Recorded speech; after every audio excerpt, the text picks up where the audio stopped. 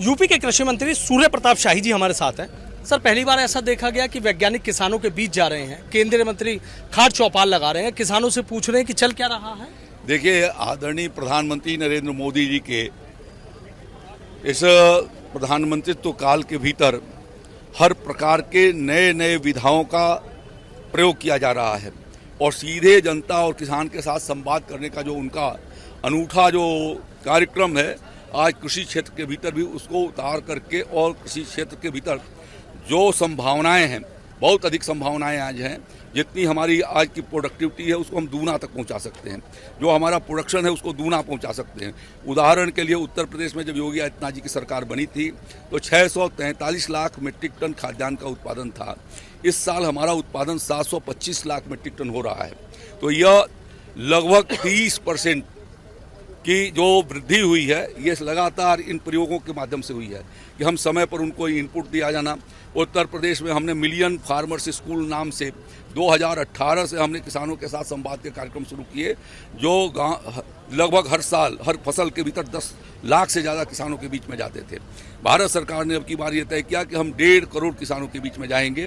उत्तर प्रदेश में हमारा प्रयास है कि हम 50 लाख किसानों के बीच में जाएं, जिससे ये सारी चीज़ें किसानों को बताएं और किसान उन तौर तरीकों को अपना करके और अपने उत्पादन को भी बढ़ाए, उत्पादकता को भी बढ़ाए। नई प्रकार की वैरायटी जो हमारे साइंटिस्ट ने खोज किया है उसकी जानकारी उनको मिले। आने वाली जो पुरानी वैरायटी के हैं उनकी बीमारियों का समाधान क्या हो सकता है उनको बताएं। साथ साथ में प्राकृतिक खेती को भी कैसे हम उसको आगे बढ़ाएं, क्योंकि जितना रासायनिक खादों का प्रयोग और दवाइयों का, रासायनिक दवाइयों का प्रयोग और कीटनाशकों का होता है, ये सारा जो है वो मानव स्वास्थ्य को गंभीर खतरा पहुंचा रहा है। तो वो पोषण युक्त अनाज हम पैदा कर सकें, इसके लिए यह प्रयास किए जा रहे हैं कि ग्राउंड लेवल पर किसान को ये बात भी बताना। खेती के साथ बाड़ी का काम, अब आपकी थाली में सिर्फ चावल परस दिया जाए तो आप खाएंगे नहीं, खाली रोटी की चपातियां लगा दिया जाए तो वो भी नहीं खाने वाले हो। आपको दाल भी चाहिए, सब्जी भी चाहिए और बच्चों के लिए फल फूल भी चाहिए, दूध दही भी चाहिए। तो यदि हम ये काम नहीं करेंगे तो आएगा कहाँ से?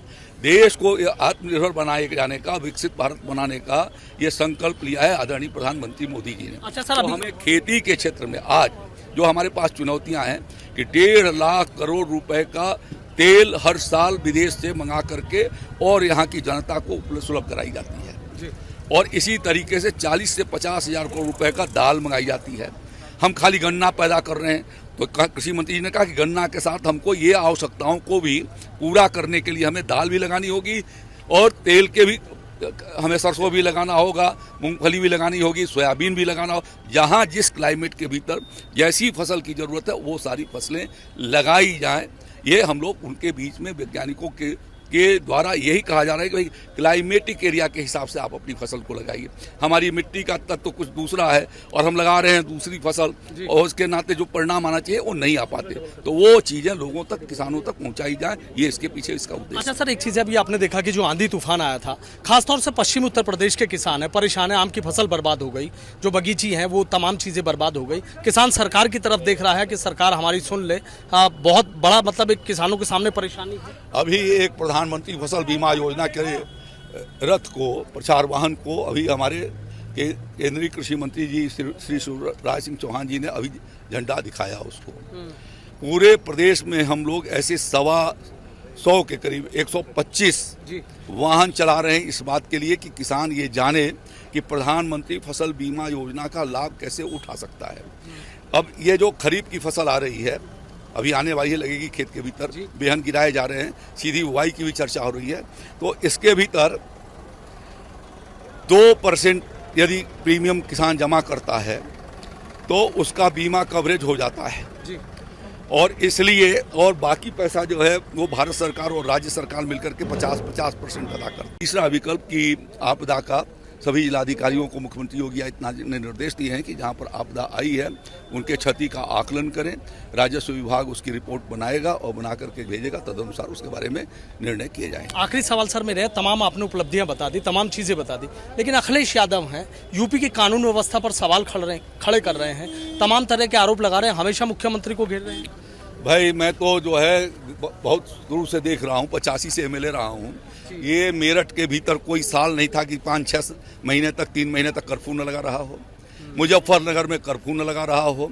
एक वो ज़माना था कि गाजियाबाद से लेकर के और मुरादाबाद और मेरठ तक कौन आदमी कहाँ से उठा लिया जाएगा, 4 करोड़ 5 करोड़ रुपया रैंसम लिए जाते थे। वो बात अखिलेश यादव जी भूल गए हैं।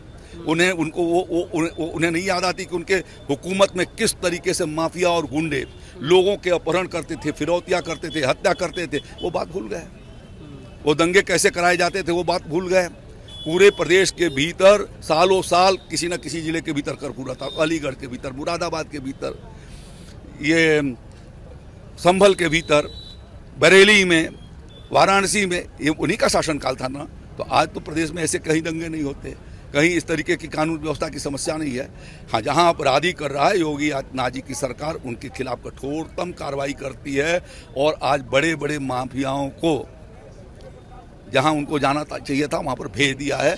यही बात उनको रसती नहीं है। अखिलेश जी को बड़ी परेशान है कि ये सब हमारे पार्टी के जो मदद करने वाले लोग थे आज वो हमारे बीच में नहीं है, इसलिए उनको तड़फन उसी बात की है, इसलिए गुमराह करने की कोशिश। प्रमोद तिवारी कह रहे हैं कि अगर राहुल गांधी आ जाएंगे तो पीओके भारत का हिस्सा होगा। वो तो जो है वो बस अभी वो सपने की बात है।